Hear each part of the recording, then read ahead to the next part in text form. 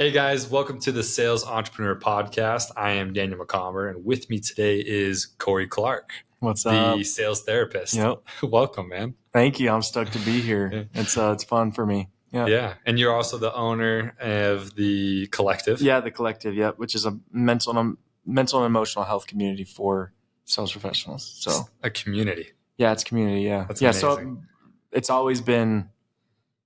I'm a licensed therapist, so it's always been like traditional, like one-on-one sessions and that type of stuff. Mhm. And now we're kind of trying to scale, and not trying. We are scaling. We're growing, and so part of is implementing community. So now all of our clients can get to know each other, and we run some really cool retreats, and so we called that brand the collective. So That's all of our amazing. clients are part of the collective. So it's pretty rad. Actually, that's what this is. So Yeah. I thought I'd represent it a little bit. No, it looks fantastic. I love that.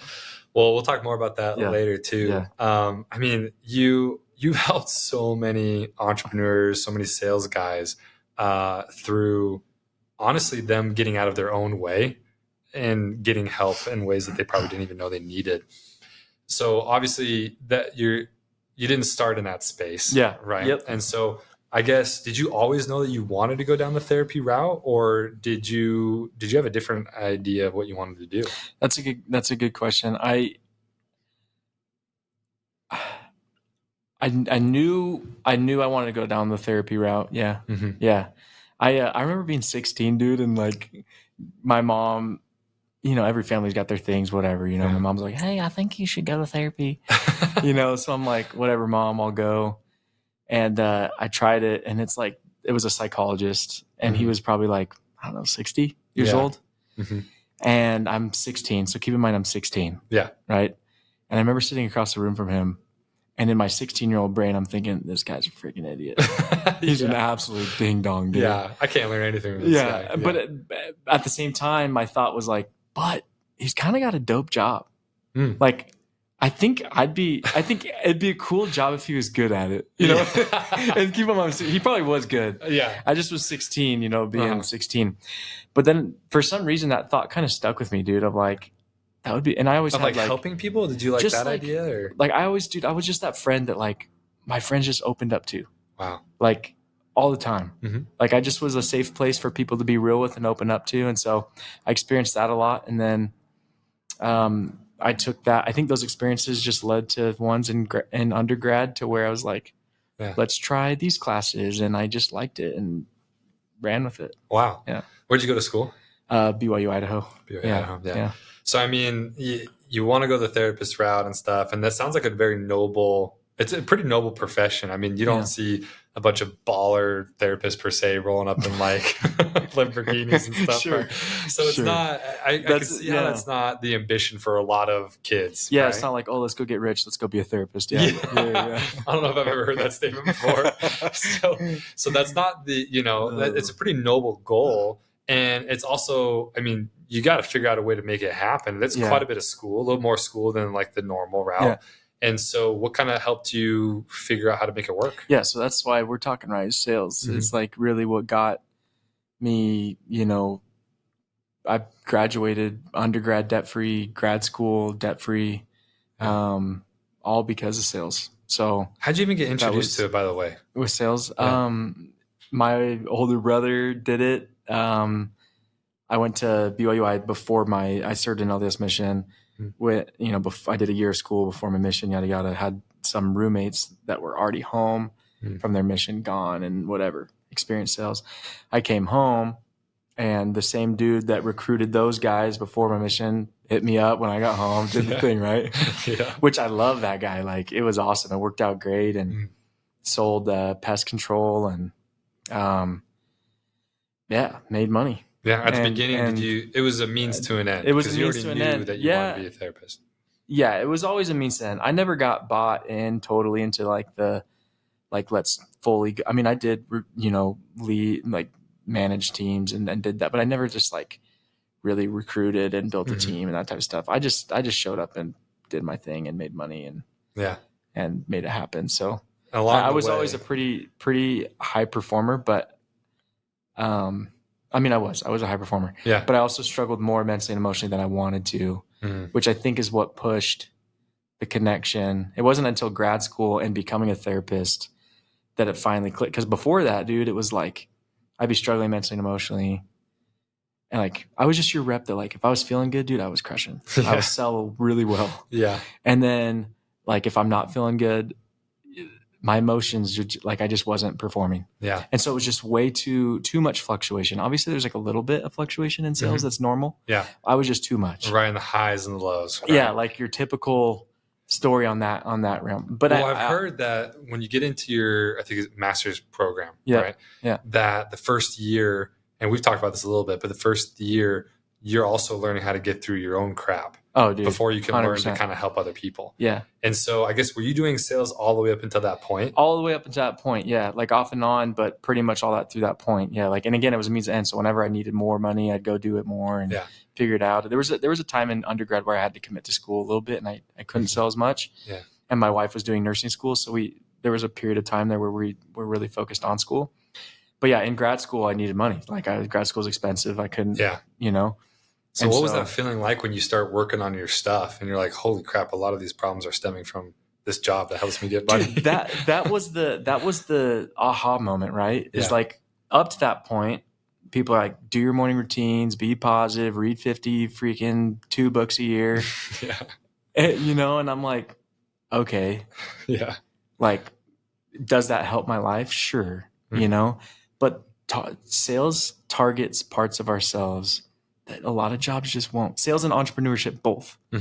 They have this unique ability, I'm convinced. Yeah. They have the unique ability to target parts of ourselves that most jobs just won't even touch, dude. And it'll push you and stretch you in ways mentally and emotionally that most jobs won't even touch. Yeah. And so I was in grad school seeing like 20 clients a week as a therapist.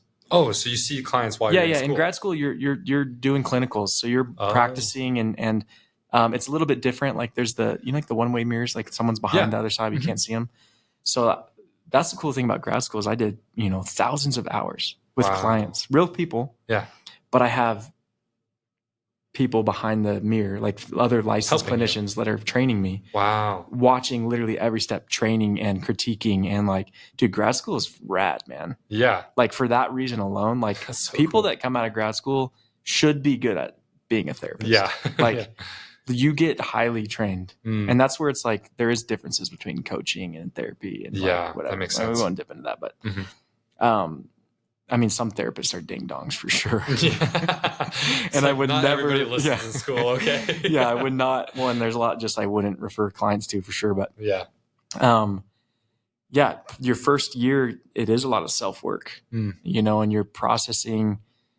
I had the unique experience of it was a really competitive program, and so they only accepted 7 people in it every year, and so I was with those 7. With every single class, I saw those 7 more than my own family, actually. Wow. Like those 7 became like so close. They know the depths of my life and I know the depths of theirs. Yeah. So it was like, I got to create change on an inner level with 7 other people and which was really healing and cool and just really allowed me to be vulnerable for the first time in really cool ways. Wow. And so I really was creating change on a different level individually than I ever had before. Learning things about myself in a new way that I never had before. I didn't even know I had crap. Yeah. Truthfully going into it, I'm like, oh, dude, I'll be a therapist. I'm good at helping people. I was like, oh, shoot, dude.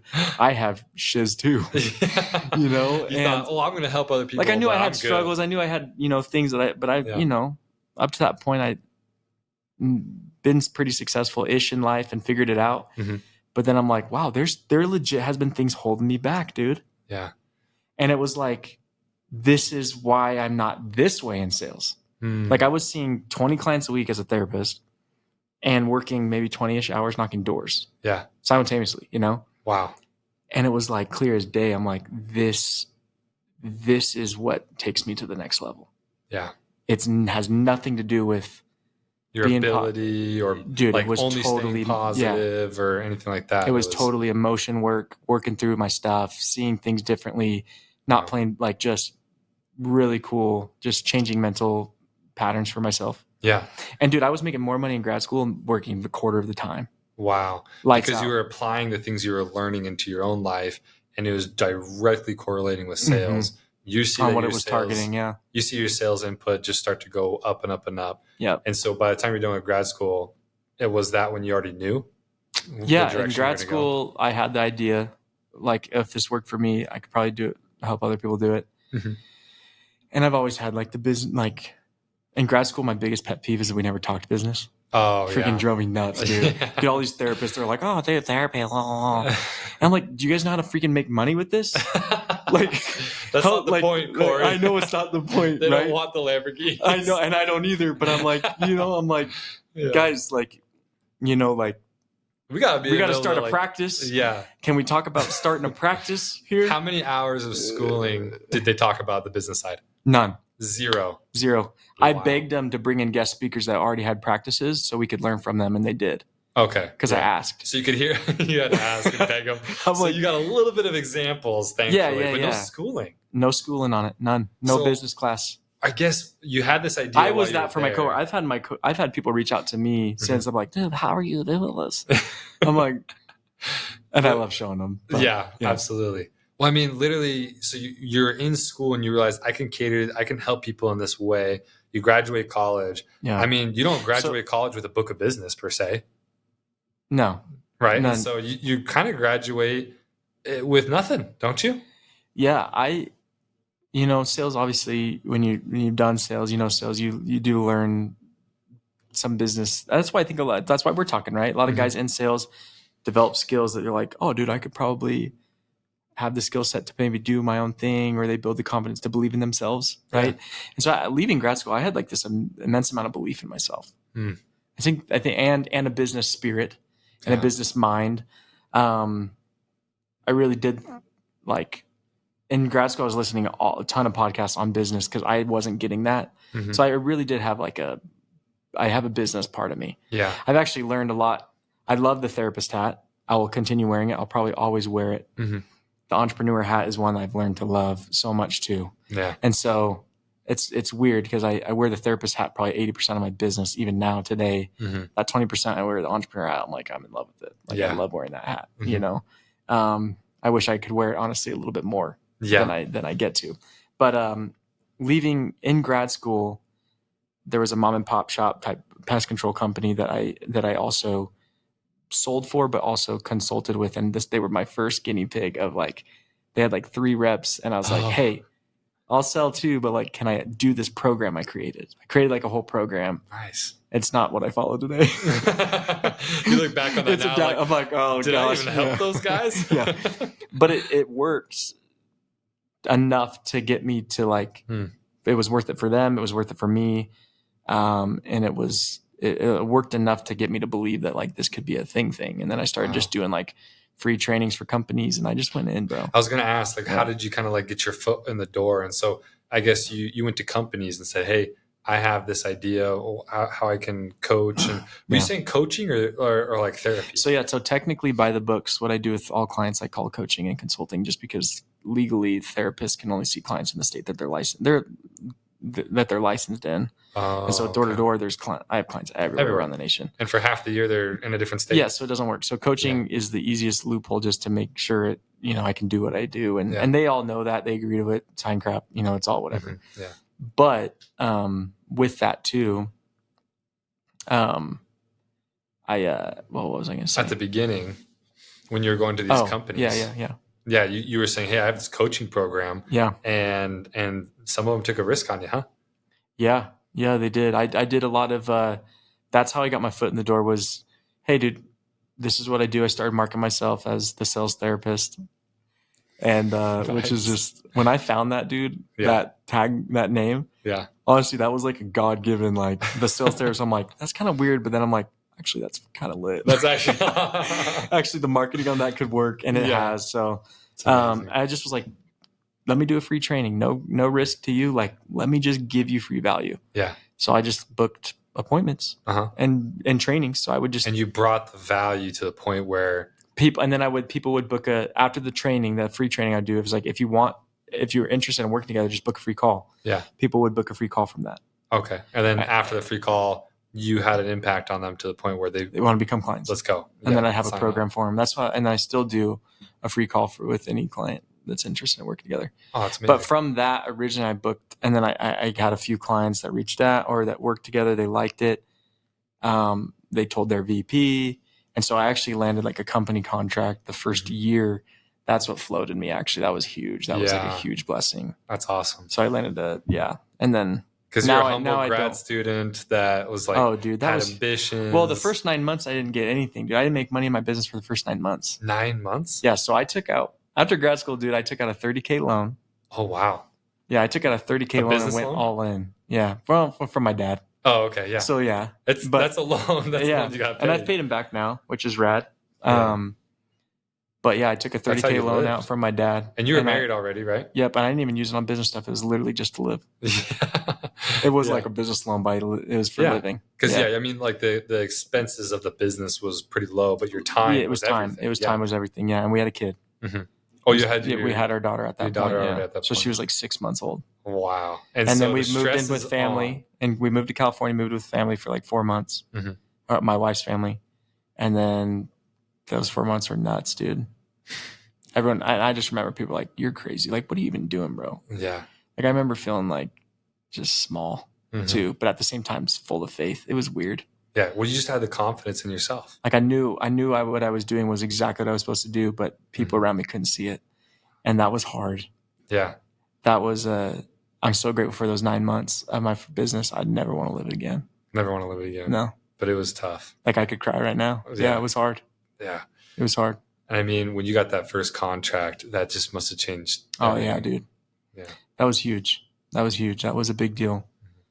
And so you start getting traction, and I can only imagine the satisfaction that you get, when you're helping clients, and then not only in the way that you were doing it, where you're helping them in their personal lives and stuff, but they could see the fruits of their work that they put in with you in their sales. Yeah. And they'd come back to you, I'm sure, and it's like, dude, I freaking killed it this week, and my anxiety wasn't out the roof, and this and this and this. So, I mean, the validation that you must have gotten from your business idea, it must have been was it pretty quick, or did it take a while? No, it's been once I got the 9 months that I was working to make money, I was figuring out a business model and how to even get people to like what was I going to offer? Like there was a lot of experimental stuff and trial and error there.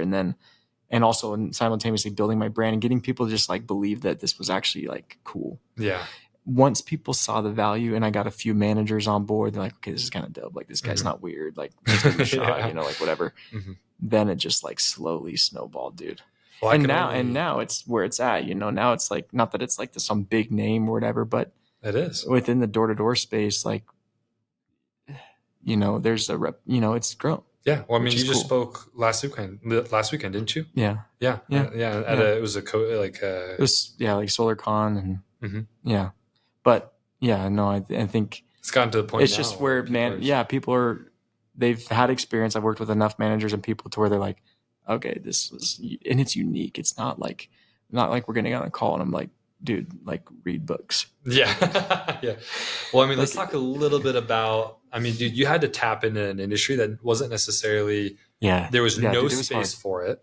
No one, and frankly, the idea, and I almost feel like the sales space was almost archaic. It was like the 1950s or something, talking about therapy, where it's like, dude, you're telling me you have to go see a therapist, that you can't just fight through this and produce? Yeah. I mean, I know that because I've been in it. Yeah. And so I can only imagine, like, you had to create a space that there was no room for you at that moment. Yeah. And the cool thing is there's been like 4 people that have been in the space doing what I'm doing, and which I love. Yeah. And I don't feel threat on that. That's good.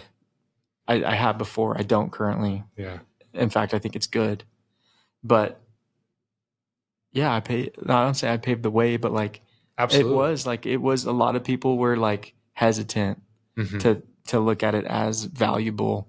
Yeah. And then honestly, when I launched my business in 2020, which was the best time ever, dude. Yeah. Because it was like,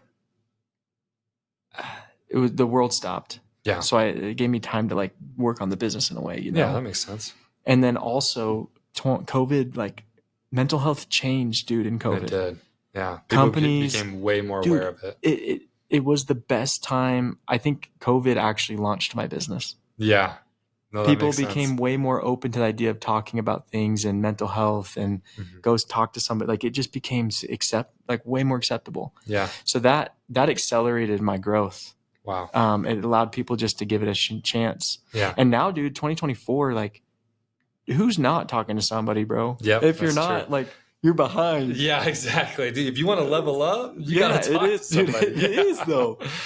Well, that's such an amazing story. And one of the main reason why I wanted to have you on is you've been in an industry as a sales rep, Yeah. and then you hear so much about what guys go through in the industry and how it pertains to, guys entering the industry with good intentions and, staying in the industry. Yeah. And a lot of people find great things from being in sales, right?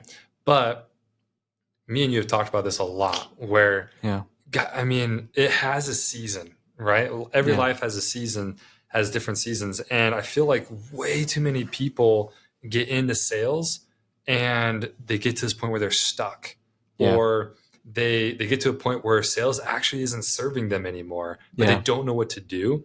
And I know that you've had extensive conversations about this with people, and you've kind of developed like this, I guess, I don't want to say theory, but you've developed like a very strong opinion about what the heck is going on in the industry. So I guess what's your take on the idea of guys coming into the industry and then where they get to this point where they feel stuck?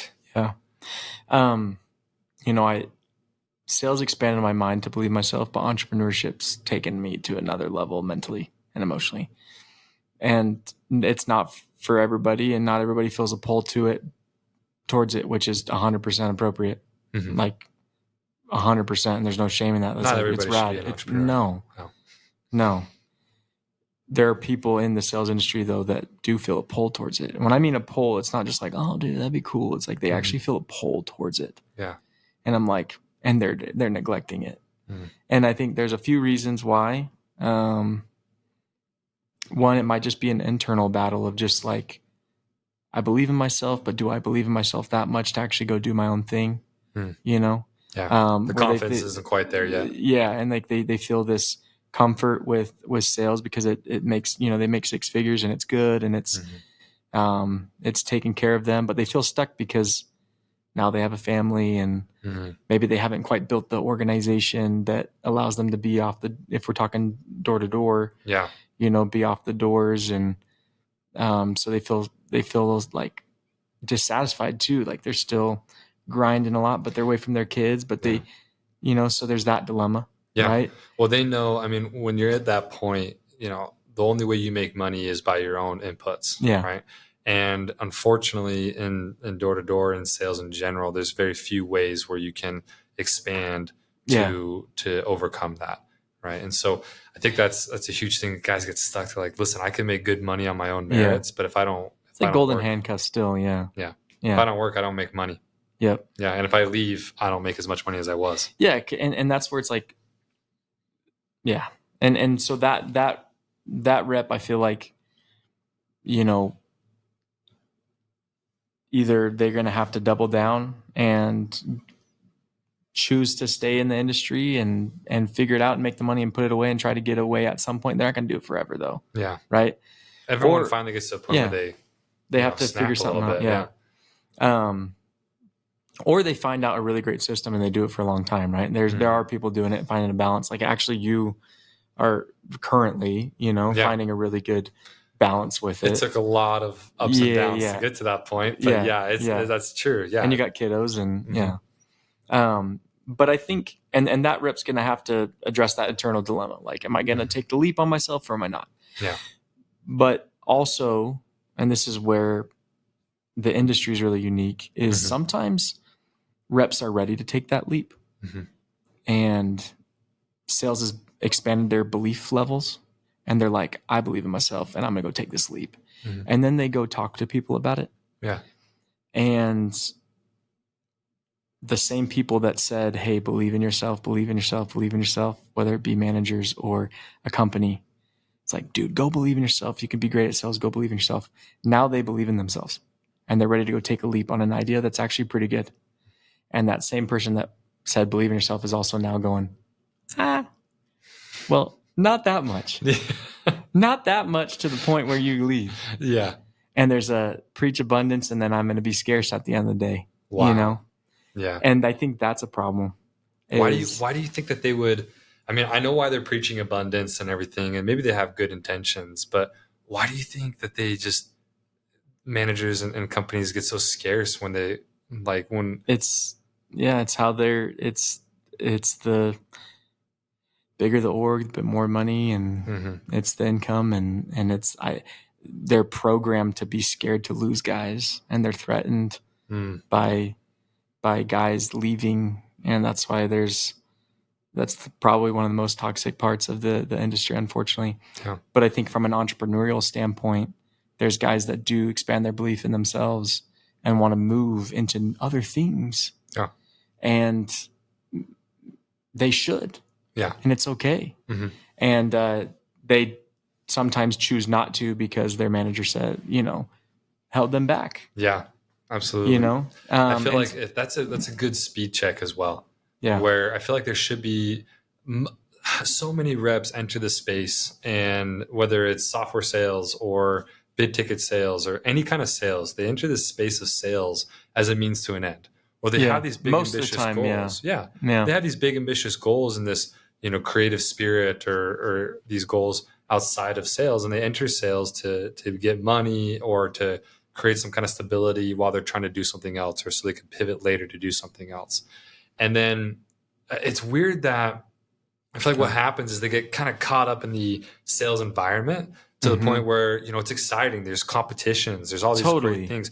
And it's almost like, dude, you kind of forgot. You can't just completely forget about these dreams and aspirations you have for a few years and then get to a point where you're making great money and then like, okay, cool, I want to go do those again. It's like, hey, maybe you should do some speed checks along the way and say, hey, are those the things that I even want to do anymore? Oh, dude, you're just talking, And so, another thing is I feel like people would avoid these hard conversations with managers and companies or themselves. Yeah, or themselves, because they keep saying like, oh, well, actually, this isn't what I want to do. I want to do something else. It's like, well, maybe if you had a real conversation with yourself, you'd realize that actually you're right where you need to be. Yeah. Or, hey, you know what? You're right. You've been here too long. You got to go. Yeah. But I feel like so many times they just get engulfed with this atmosphere and job, and they don't do any kind of like internal work to realize. Dude, you're right, man. Like a lot of people, especially the door-to-door space, and tech sales can even be this way too. But for sure, door-to-door, they get wrapped up like, this is my identity. This is like who I am, And it's like it really is. It's like, this is who I am, dude. And which can be great, and buying into that can be so good, and you can build an amazing future for your family. But there's not always this internal processing going on around, like, if maybe you are sacrificing certain dreams or things that you want to go do and accomplish, and you haven't taken the time to get quiet enough to like figure that out, and have that conversation with yourself. Well, what you just said resonated with me. It's something that I've been saying for a long time, is like, hey, listen, I hate to say it, but even though you don't want to admit it, that's your job. That's your job. And you're an entrepreneur in a way because you're kind of creating this organization and whatnot, but you're not your job. Yeah. If you think that your identity and your personality and how people perceive you is solely based on what you do for work, you need to do some work, man. Internal work. Because all the guys out there, I feel such pity for people who their whole identity is the company they work for, and everything that about them revolves around the idea of, hey, I am a salesman, or I am, even guys that go too far with the whole entrepreneur thing, where it's like, hey, listen, I'm an entrepreneur and that's all I am. And that's everything I am. Yeah. It's like, listen, it's not, like, that's still your job. It's like, do you want to be known for what you did for work and how you made money? Or do you want to be known for maybe the people that you impacted, the lives that you helped, the relationships you had with your family? When people step back, and this kind of goes back to what you're saying with the relationships of managers and owners and companies, I think if guys were to focus more on the relationships that they were building through this job, because this job can allow you to make some amazing relationships with people. If guys focused more on the relationship building part of this job instead of only the money making part of it, when it's time for them to want to pivot or time for them to leave the company, they can take relationship. You could take relationships with you. Yeah. Even if you can't take the money with you, you could take relationships with you. I know, but it's not always that way in this industry, is it? Which is so. Well, that's the thing is, but that's because I think it's scarcity. It's like, if you've had an eye on it for a while and you've been focusing on relationships, then you're not going to align yourself with people that won't support that when you're ready to leave. 100%. That's so true. That's facts. The time that you get blindsided is when you don't focus on relationships. Yeah. You're only focused on money and culture. Then that's when guys get blindsided. Yeah. And you're about to say something about scarcity that I what were you going to say? Oh, I just think that, truthfully, like I've just had lots of conversations with guys that want to, they have dreams and then they'll throw it out there kind of subtly, like, oh dude, I'd love to start my own, blah, blah, blah. And I hold myself back sometimes because it's not the focus of our work at times, but like, I always want to ask more, like, tell me about that, dude. Like, what do you want to, because I love entrepreneur. Like, I love that. Like it's expanded my mind so much, dude.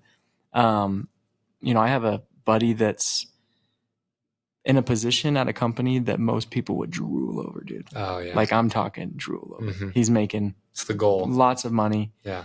It's the goal. And he'll probably leave in the next couple of years. Yeah. Because he's just unsatisfied. And it's just, he sees himself differently.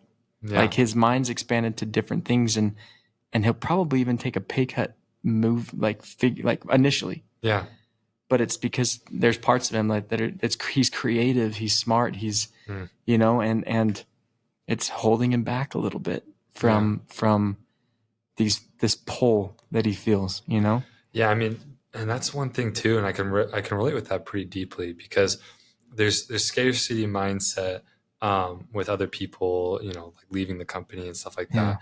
But also, like, don't have the scarcity mindset towards yourself either. No. Like, don't sell yourself short. Yeah. And so, like, literally, I mean, I can relate with that because this past year, and I've said this a couple of times on these podcasts, I'm going to repeat myself because it's really important.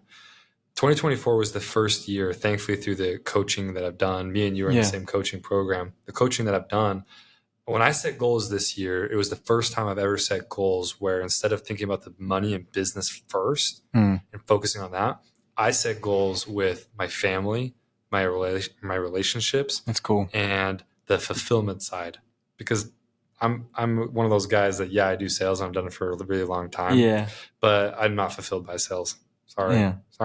It's a fact. Like, I don't care. Everyone knows that. And so I want to focus on those things. What was crazy is, since I've been focusing on those things, I've been able to create amazing goals on the business and financial side that are attainable, that allows me to get what my priorities are set on. And so how often do you feel like these guys are just not setting priorities in the right places? Dude, I think your self-awareness is the superpower, like taking that time to really be self-aware of what's in alignment. Like, alignment is probably the word too. I like that. Like, really, like, am I living a life out of alignment with what I actually want? And a lot of guys are. Yeah. Like, ask yourself truthfully where you want to be in 5 years, and is the way you're living your life pushing you to where you want to be in 5 years? And honestly, there's probably a lot of people that are like, oh, whoa, I'm out of alignment. Yeah. And not just financially. And not just financially, but relationship wise and that type of stuff. Totally. I mean, I have a client that, has been, this is just an example of out of alignment, but grinding, work wise, built awesome. He's probably doing $500,000 plus whatever, a year, and not married. And late 20s. Yeah. And if you asked him right now, hey, in 2 years, do you want more money or a wife? Or would you give up all the money you have right now or a wife? He would choose wife. Wow. Yeah. 100%. That's crazy. Like, without a doubt. Like, we've had that conversation. He's like, oh, I'd choose a wife, dude, yesterday. Like, that's it, And there's this, but the truth is, He's worked 365 days. Like, it hasn't been intentional. He didn't give himself He's that. been out of alignment for the last 3 years. Wow. In a way. Out of And so now he's how do I maintain what I've built, but get it back in alignment? Right. Out of curiosity, and you don't have to use him exactly as an example, Right. but what has been the step? Is there a trend on the guys that come to you? What was the catalyst, or what was the turning point that helped them look inward and come to you? Like with that guy specifically, like he's been grinding, working super hard. Yeah. I'm sure a lot of guys can relate with that. And they get to a point, I'd like to hope that not everybody hits like rock bottom per se, and then they come to you. So do you see trends and what's helping guys seek, alignment, seek a change? Yeah. I think, there's warning signs, like, of course, they're feeling more stress or anxiety or dissatisfaction than they're wanting. So there's like stuff like that, obviously. Like more than the normal threshold that they're used to? Yeah, because I work with like anybody that's like maybe just dipping into the industry, and they're like, hey, I want to learn how to perform better, and I'm feeling all this anxiety, and like, and so there's like that. And then there's like guys who are committed, like let's say like 2 or 3 years in the industry, and they're like all in, and they're like, hey dude, last couple of years have been this, and I really need it to look different, and so like, let's have it look different, and there's little mental things holding them back from being at the level that they want to. Like they haven't yet even expanded their belief in sales. Oh, okay. Like they're like, dude, you need to stay here, bro. You need to be in sales. You need to figure this out. Yeah. You need to go, expand your mindset and work through some of these limiting beliefs that you're holding on to, right? Yeah, yeah. And then you got your guys that are like already high performers. Yeah. Or have proven themselves before as high performers, and now they're just kind of floating stuck. And those are really unique clients, man. Yeah. Because they know and I feel like that's who we're talking a little bit right now, is absolutely like guys that are already expanded their belief and they're crushing it, but they're like, dude, I kind of want to move on, but I don't know how and whatever. Exactly. And then the guys that are like proving themselves, and then they're just losing that like their performance has maybe gone down, but it's because they're not satisfied anymore, feeling stuck. They do enough to make money. They're floating. And now they're floating. Yeah. And those floaters, man. Yeah. I mean, they have so much potential. They do. They have so much potential. And honestly, you'll probably get a chunk of them listening to this podcast. That'll probably attract a decent amount. I hope so. Because, the honest truth is, guys who are in that situation, they know, you get to a point when you've been doing this for a long time, you know how much sacrifice it takes to make X amount of money. Yeah. Hey, if I do this much work this year, I'll make this much money, plus or minus a couple hours here or there, right? Yeah.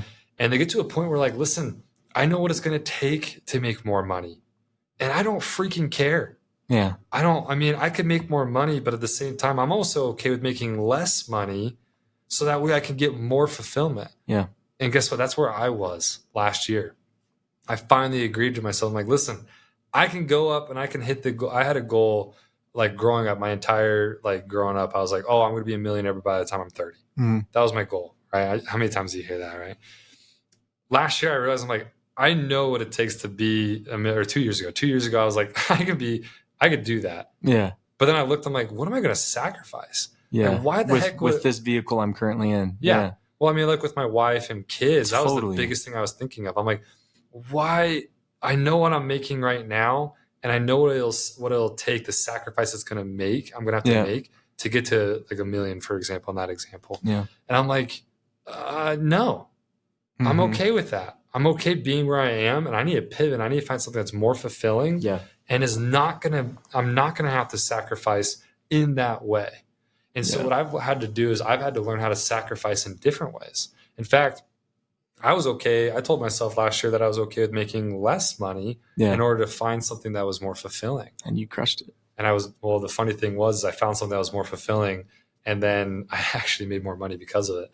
And it's because because of this idea of putting the most important things, the biggest priorities first.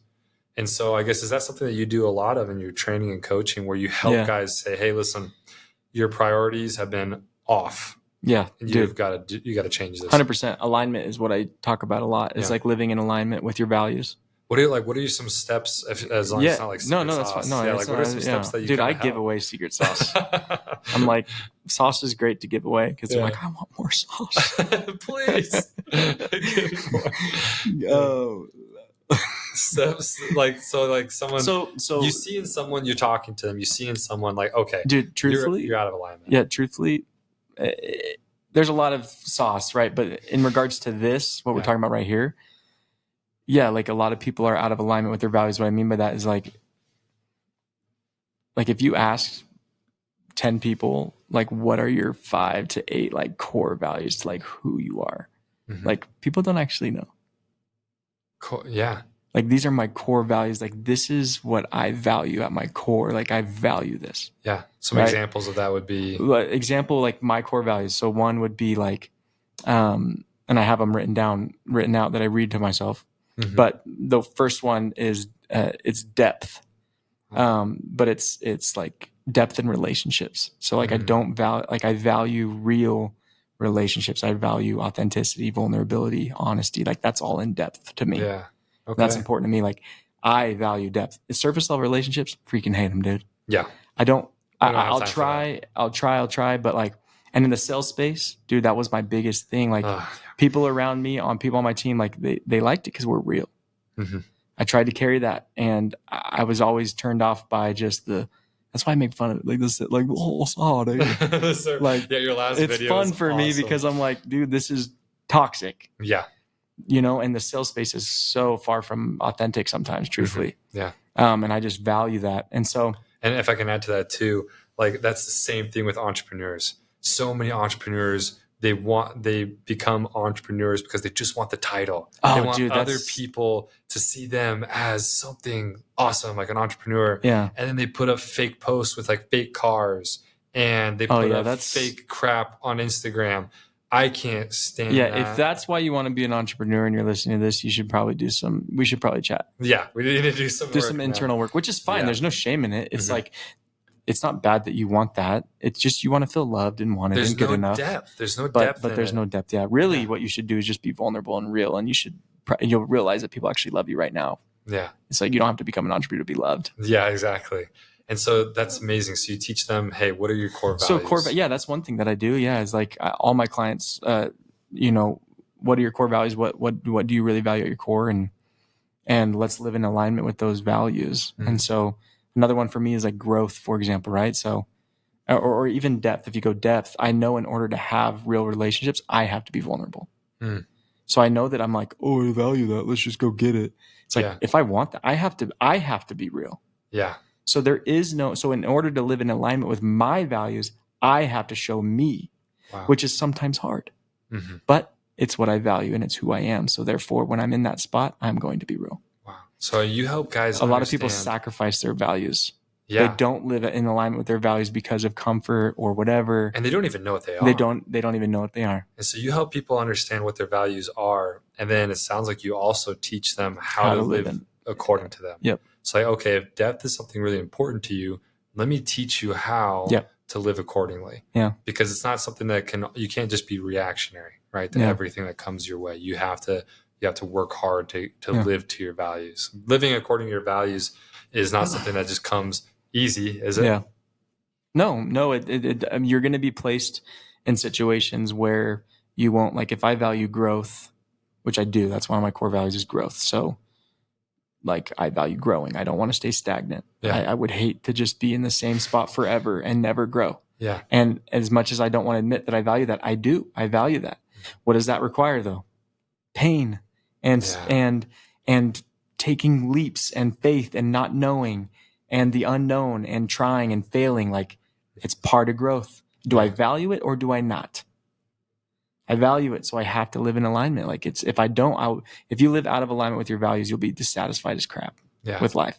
And so guys will go through working so hard to try to fill these like inner desires. Yeah, when in reality, they don't even understand that it's not even in alignment with who they are. So they're putting all this hard work into something that is not fulfilling them. Yeah, at times, yeah. Or they're just avoiding it, and sometimes you'll see guys who are actively avoiding it. Yeah, 100%. Yep. How do you break guys out of that cycle? Yeah, I think, limiting beliefs are meant to be broken. And so a lot of the things like what besides the industry kind of weirdly preaching abundance, but then acting scarce at the end of the day, like, oh, believe in yourself, but like, oh, not that much. Yeah. You know, outside of that dilemma, there are guys that aren't taking the leap because they're scared. Yeah. And that's just the facts. They don't believe in themselves enough, or they're just too scared of the unknown. Well, I'm like, dude, limiting beliefs are meant to be broken. And that's why I say, do you feel a pull?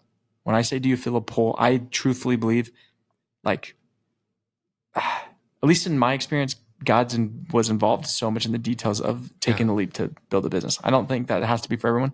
For me, though, it felt like a pull. It was like, dude, do this.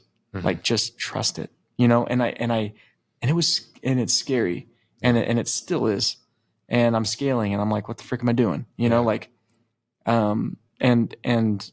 but I think a huge point of life, and this is where like that guy that's been in the industry for 7 years, whatever, now he's like comfortable, he makes enough money, but he's like dissatisfied. I'm like, dude, you're not pushing yourself. Yeah. You're not growing enough. And the truth is, what's holding you back is limiting beliefs. Like, can I do that? But can I do that? But can I do that? Yes, you freaking can, dude. Yeah. And it's not going to change until you pursue something. Yeah. You know, and you try and you fail and you figure it out. But so the way to get out of a limiting belief is to take face action. Face it. Yeah. Your face, before you break through a limiting belief, your face will literally be pressed against the glass of that limiting belief itself. Wow. So there is no breaking through it without freaking just pressed against it. Yeah. You know, so which is like a really cool spot to be. But that's typically the spot where people then go revert back to a comfort or some sort of homeostasis, right? Where it's whatever. Yeah. And so, I mean, you help guys take action, and they start taking action. And I'm a firm believer that action is key. Yeah. What are you going to say? Well, I was just going to say, this is why I stopped working with companies as contracts. I don't let companies contract me out anymore. It's like and part of the reason is because I felt the moral dilemma. I would help guys believe in themselves and expand their belief. And then they want to go pursue things where that company hired, and they would perform better. Yeah. But then they would, and it wouldn't happen all the time. It's not like everybody. Sure. But enough to where I'm like, oh, dude, how do I support you now in leaving, bro? This company low-key hired me. You got to get out of here, dude. So I know, like, this is off the clock, bro. Or just like, shoot a DM. You got to go. I'm like, bro, believe in yourself. But don't tell them I told you, bro. Don't tell them. You got this crazy source of inspiration from God, okay? Not from me. That's crazy. But like, so you realize, like, hey. Well, think about it, dude. Think about what it takes to, like, the industry, like, to perform at like a 1% or top 5%. Like, you have to believe in yourself, dude. You do. And when you go there and you go to the depths mentally to go create that and believe in yourself, if you don't have a really, really great vision opportunity to go like continue that path and grow within that company, there's no way your mind doesn't entertain like now where your belief level's at. Yeah. And we kind of talked about this before. Like, this is not like, the guys that will be at a company for just a little bit of time. Yeah. And then they change companies. Yeah. And then they change companies again. Yep. And it could be because of pay, or it could be because of whatever. But the guys that change companies 1,000 times. Yeah. That's not what we're talking about. We're not talking about changing companies just to fill some kind of like void that you have. Yeah. Here's a news flash. If you change companies a whole bunch, one, you're not networking with people. You're not building connections with people because you burn those bridges most of the time when you change. Yeah. So you can't take those relationships with you, really. You're branded as somebody that isn't, honest in that way. And two, you're still not filling a cup. And changing companies isn't going to fill the void in you that is, not living according to your your goals. Yeah, no, I totally agree. Like, and that's why I'm like, I love sales. Like, sales is, gosh, it'll expand your mind to thinking bigger and to seeing yourself more clearly. Without sales, I wouldn't have my business, I don't think. Yeah. Right. And so like, that's part of it. Like, sales should push you to think bigger. And so if you haven't experienced that yet in sales, just go experience that first in sales. Yeah. Unless you really feel like a huge pull or something to do something else. But like, if you yet haven't expanded your belief in yourself in sales, go do that. Yeah. And then, because if you can't do that, entrepreneurship honestly will be harder. Oh yeah. You're going to be faced with like even more self-doubt and dude, it's, yeah. Well, I'm a firm believer in the fact that the way that you build confidence in order to make action, like starting your own company, is you just do what you say you're going to do. It's that simple. If you tell yourself that you're gonna, wake up at a certain time, you wake up at a certain time. If you tell yourself that you're gonna do, work on yourself, you do it. If you're gonna put your phone down and you're going to have meaningful time with your family, your kids, your wife, your friends, but you don't, then you're proving to yourself that you can't do what you tell yourself you're going to do. Yeah. So when you want to go start a company, or you want to go do a different venture, well, you've proven to yourself thousands of times over the past year, 2, 3, 4, 5, 6 years that you don't do what you say you're going to do. Mm-hmm. And guess what? The crazy thing is you're not stuck. If you've been doing this, if you've had this pattern for even years of making promises to yourself and not fulfilling them, it's okay. You're not stuck, because I'm not kidding. It only takes a month, 2 months, 3 months. It does not take a long time of doing what you say you're going to do to gain that confidence fast. Yeah. Tell me if I'm wrong. No, it's not. I think with it, something that will help and accelerate that process even more so, as you're doing it is like the more self-aware you can be in that process, the better. Like, for example, if what's holding me back from doing it is, let's say I'm feeling inadequate. Like, I'm trying, but I feel inadequate. Mm-hmm. Well, when you feel inadequate, and that's an emotion we've all felt, you have a choice. And a lot of us don't even know we're feeling it. Most people just feel it, and it's just surfaces as like anxiety or like, and then they feel it, and their body's like, oh, dude, why don't you just like sit on the couch, my guy? Yeah. Right? Or like, what if you like don't try as hard, bro? Or don't go to the gym or whatever, Yeah. And so that's how it ends up like surfacing, and then that's the choice we make, but we were never even self-aware. Right. Not once did you actually ever process like, what am I feeling? Okay.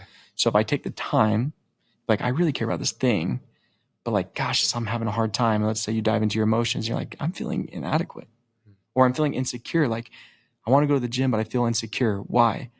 Well, I don't look as strong as I want to look. Let's say you're not even aware of that. It'll hold you back probably from going to the gym, right? Because they don't ask why. If you're aware of it and you're like, whoa, the thing holding me back from the gym is I'm insecure because I don't look strong enough. You now have a choice, my friend. Self-awareness is the superpower. It's a double-edged sword, though. On one end, right, it's like, dude, going to the gym, now you're telling myself I am secure enough to try and show up and do my thing. Yeah. Despite feeling insecure, you know what? I know the only way to do this is to show up and try, and I'm going to just go for it. Because those feelings don't go away. No, but you got to face it. But because you're taking action and you know that those feelings are there, you're not taking action with this, negative thought like, oh my gosh, I'm taking action, but my head's not in it and I feel weird. No, it's just because you're feeling it doesn't mean you are it. But it's the opposite, because now you're taking action in spite of. It's intention. Exactly. You have intention. So you're taking action in spite of what you were feeling. But this is why it's a double-edged sword. If you choose now, after being self-aware, to not go to the gym, what are you telling yourself? I'm insecure. You're insecure, and so it actually can deepen patterns even faster.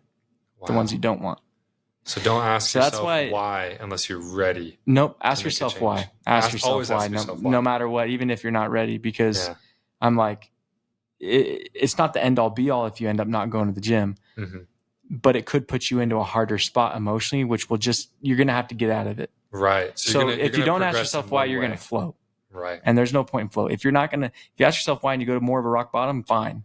Yeah. You're going to have to bounce out. Because you are going to get back up to a better space. You'll have to take ownership at some point, and you'll have to work through it at some point. And so the faster you do that work and the better you get at taking ownership of your emotions in that way, dude, the more you'll thrive. How often do you see guys that just procrastinate? They know. Oh, dude, that's like half my conversations with guys. Like, is like, dude, sorry, but mental health isn't this isn't just like oh, you're feeling inadequate. I'm sorry, bud.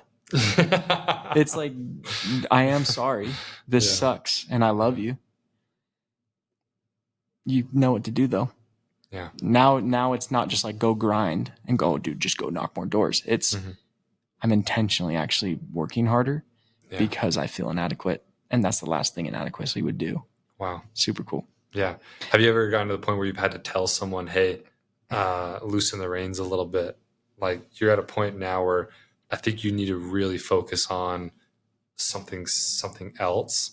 I think that you need to, not necessarily that you're taking time off from the doors per se, but like, hey, you dude, really got to shift your focus. Like you're all on the doors right now. You've really got to put more time into this, or like yourself. Yeah, yourself. Yeah. But it's kind of like, I mean, not saying like take a vacation, but it's like, dude, you've got to figure this out. Like, and have you ever had to like shake somebody like, dude, you don't realize how important this is? Yeah. There are some people that get so, I think that's where like the industry, I don't think they experience this as much in tech sales and stuff, but not from my clients that I see, but in the door-to-door space, it's that identity thing. Like when it does become their identity, sometimes it like clouds their mind from like, they get out of alignment, and it's like, they are sure they're believing in themselves and they're expanding their belief and they're like achieving a lot, but there's which there can be value in like being super dial focused for a period of time, Yeah. but it almost like consumes them. Yeah. To where I think what you're pointing to is like sometimes the work ends up becoming the distraction for other things that they probably need to address. Yeah. Right. Yeah. I mean, is that what you're saying? I've heard this term where work can be an addiction as well. Yeah, it can. Right. Especially once they figure it out and they're good at it, and then you get valued and loved, and you're like, dude, you're the dog, dude. You're such a dog, dude. And like, we love you, and like they're the guy. Yeah. Yeah. And so I think that a lot of times guys will, even maybe they start doing the work and they see a little bit, oh, okay, cool, this is helpful. But then they realize like how long the journey is in front of them and how hard it is. And they revert back to, again, like not alcohol, not drugs or anything like that. They revert back to this kind of toxic mentality of I'm just going to grind. Yeah. Because they don't want to put in the actual hard work. Yeah. Dude, we're doing that 50-man group as well with the collective, Yeah. And dude, it was like when we did our first retreat, it was so rad because you get all these guys that are like breaking through limiting beliefs in a different, like they're working like my 50-man group. I'm confident that they're out there, and a lot of them are out there knocking doors and stuff. They're doing it in a different way this year than they ever have in their entire life. Wow. So much more intention, so much more meaning, so much more self-awareness, so much more like outside of the just different perspective that they're seeing themselves through. And there can be a healthy way to do this and to thrive in this job. Yeah. That I wouldn't be surprised if a lot of those guys in my group end up, moving on in a couple years to different things. Do you feel like it's possible to have, let's say, a team or a region or a company even that embodies this positive, healthy point of view? I was just talking with a client today, actually, that's in my group. And he's like, bro, what if the collective was a company? I'm like, what if you just started your own company and like you could build your own culture? I'm like, I don't want to do that. But please no. But like we've created such a cool community and culture where it's just so healthy. Yeah. And so these guys are performing really, really well, but in such a healthy way. And they're taking it back to their teams, and they're implementing these things in a positive way. And that's the hope, dude. That is the hope. Yeah. I think that's why partly I started the collective was because I tried to have a hand in cultures. Yeah. And it just was hard. Like I'm like, dude, just do what I say, bro. I promise you, like we can create something really cool. Yeah. It's great that you're doing this with me and that you're working on your personal self, but like they go back to their company or their group, and it's like the culture's just yeah. So that's amazing. So you started the collective with the intention of bringing guys who are positive about doing the self work. Oh, dude, it's the complete opposite experience of what people experience in the space, in the door-to-door space specifically, or in sales in general, even tech sales. Like I got like 4 dudes in my group right now in tech sales, and the relationships they're building are real relationships. Oh, dude, it's it's so authentic and real. Yeah. It's completely different than what they experience. Yeah. And so it's so refreshing for them. Yeah. Like they have a space now to go to outside of their company just to like oh, I got my other family, like Yeah. my other No, thing, absolutely. Yeah. Because Yeah. it gives them a place where like, hey, it's not always like, I'm not going to my friends to complain about my job. Yeah. It's like, hey, let's talk about the realities about what this job does to us and how it impacts us. Sure. And that's going to help us all get better. Yeah. If you talk about surface level things, Well, no one gets better. And the cool thing is it's not, we're not playing victim to our crap. And that's where Yeah. like people sometimes like, when they work with me, like they'll be like, dude, why is this kind of getting harder? And I'm like, because sometimes it gets harder before it gets better, Yeah. and I'm not going to just like, I love you and I'm here and they feel that, but I'm not going to just coddle you and your crap. Yeah. Like we got to move, dude. We got to take ownership. If you don't want to take ownership, that you could stop. It's going to be pretty miserable though, now knowing what we know, buddy. Yeah, you kind of might as well just point of no return. You might as well lean in. You learn too much. Yeah. You can't go back now, kind of a thing. Yeah. But all that to say, right? Like, I think in relation to entrepreneurship specifically, sales will, if you haven't yet broken through limiting beliefs in sales, start there and use sales as an opportunity to break through limiting beliefs. Yeah. If you're stuck and you feel like you've achieved what you've achieved in sales and you feel stuck and you're just floating and you're like, gosh, I feel dissatisfied, and you feel you want to do a business, but you haven't yet, you probably should take some time to get quiet and listen and because you probably need to grow, and entrepreneurship's a great way to freaking break through more limiting beliefs. Hit up my guy Cory for a free call. And figure stuff out. Yeah. And then if you have, I don't know, what do you think? Like I feel like there's a lot of guys that have these ideas and these things, there's aspirations, but they almost don't even feel safe enough sometimes to like talk about them. Yeah. So, because the only thing is like, no, this is the vision. Yeah. So if it's out of alignment with my vision, you shouldn't do it. Yeah. I mean, there's that aspect of it, right? Where they're afraid that, they have this different idea, and if they take it to anybody else, they're going to say, well, that doesn't fit with the norm. Yeah. If you're an entrepreneur out there and you have an idea and you're afraid to tell people about it because you're worried they're going to steal your idea. Oh yeah. It's not that good of an idea. I guarantee it. And no one's going to steal your stuff. Okay. Yeah. I'm sorry. Like, you don't need to keep things close to chest. Dude, honestly, I think the sales space is one of the safest places to actually go share your idea, because so many people talk out their butts, dude, and don't actually execute on an idea. Yeah, and so you could talk with people and get their feedback, and they probably would give you good feedback because they're smart and they're capable enough, but they're not actually going to do it. But here's the thing too: if you're scared of telling someone your idea, then that person probably is not supposed to be in your circle. Period. Sure. I mean, literally, if I had a business idea and I was worried of telling Cory about it because I was worried he might take it, or his feedback wouldn't actually, like, I'd be nervous that his feedback wouldn't be what I would help me. Check your group, because that's crazy. I'm a huge believer in the fact that way too many people who want to start something new or want to be creative, they think about it in their head over and over and over again. And they think that they have to keep it inside and polish it and get it to the point where it's ready for the outside world. Yeah.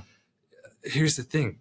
If you voice what you're working on to as many people as you possibly can, and you get so much feedback and so much data about it, it's going to become better. Yeah. And the crazy thing is, and it's not telling one person. You can't tell 1, 2, 3, or even 5, 10 people. That's not enough. Because the feedback that you get from 1 to 10 people could be completely skewed. Yeah. It could be totally different. It could be your mom. There's a book that's called The Mom Test.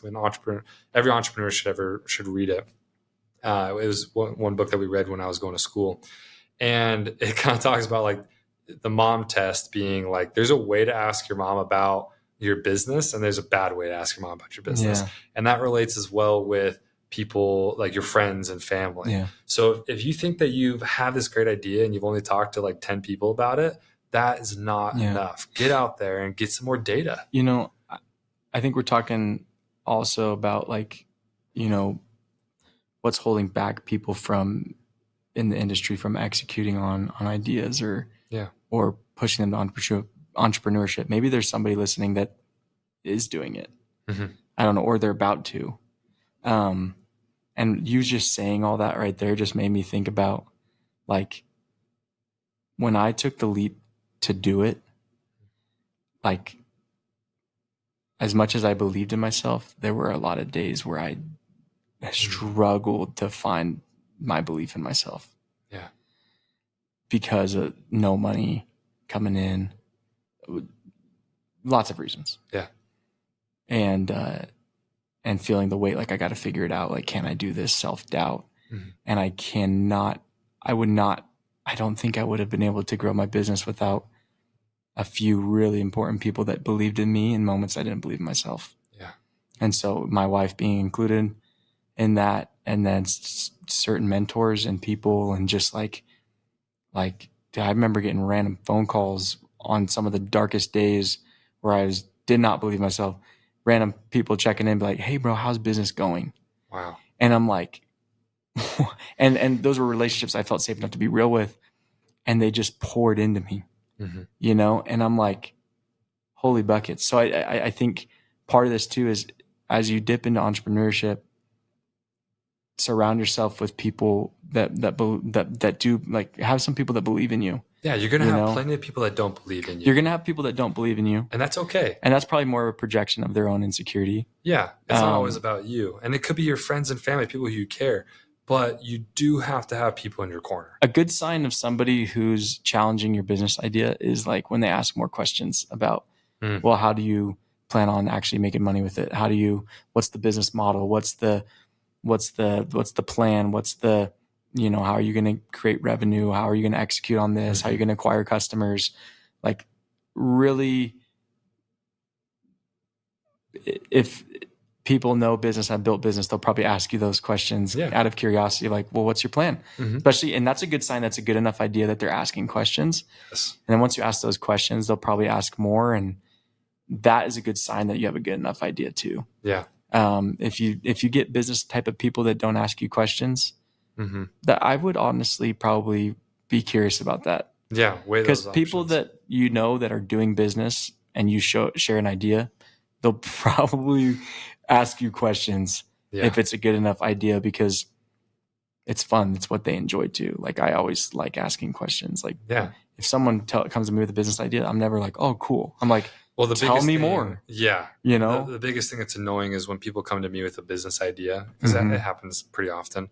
And I give them a little bit of feedback, and I could tell they didn't hear a thing I said. Yeah. And that just shows me that they're not ready for entrepreneurship. Oh, sure. Because if you're not willing to take what people say and at least weigh it in your, at least weigh it a little bit. Because again, I talked about the data points. If you talk to one person and get their one opinion, and you take everything that they say to heart, and then you use that, it's not going to be right. Yeah. And it's the same thing. If you get the opinion of one person, you don't listen to anything they say, then you're not getting help. The key is talk to lots of people about your idea or about your business plan, get lots of feedback, and then you can pick and choose from the masses where you can pivot and where it can happen. And talk to some people outside of your company. Yeah. And industry, and outside of your manager. Yeah. who hasn't built a business. And always do a speed check too. Talk to your manager, and if you if that response isn't too good, even if you stay in sales, maybe you got to find a new manager. Potentially, yeah. That's a good point. Yeah. Well, is there anything other thing that, like, is there a message that you like to leave with guys of, like, I guess, like, hope or anything like that? I can't stress enough, like, and I don't get to talk entrepreneurship very often because it's not typically the topic of podcasts I'm on. You know, it's like, let's bring the therapist on to talk mental health, Yeah. And we have, obviously on that too. But I would say that there's nothing, as a therapist, there's nothing that has expanded my mind more and made me think bigger and increase my self-belief and help me see exactly what my potential is than marriage and my business. Entrepreneurship. Sales was great, not even close to what entrepreneurship has done for my mind. Wow. I can't go back to thinking different. Yeah. If I lost everything today, I'd start another business. Yeah. I can't think like my mind's expanded too much to thinking different.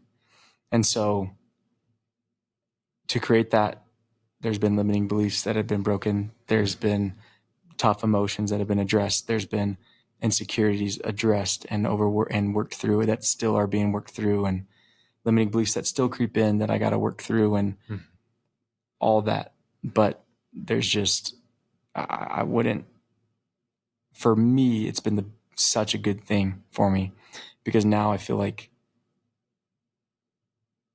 my most recent kind of thought and experience in business was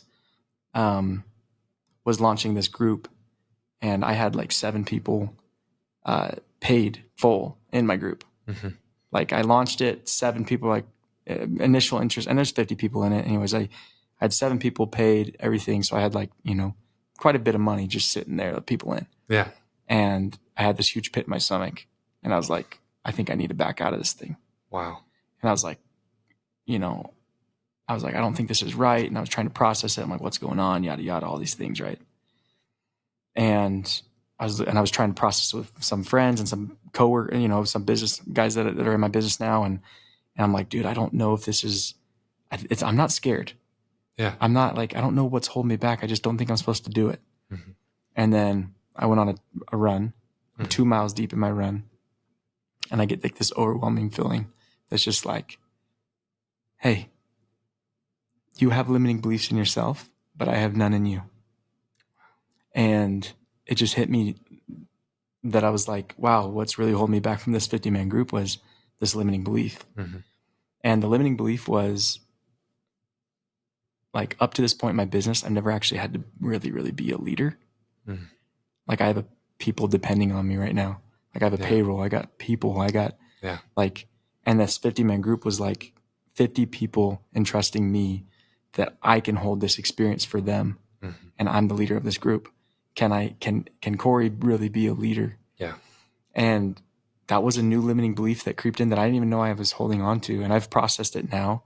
I won't go into all that, but there's, anyways. That thought that you have of, and I mean, God pretty much. Dude, like totally. This idea that, God doesn't have any limiting beliefs in me. I've heard you say that. You told me this.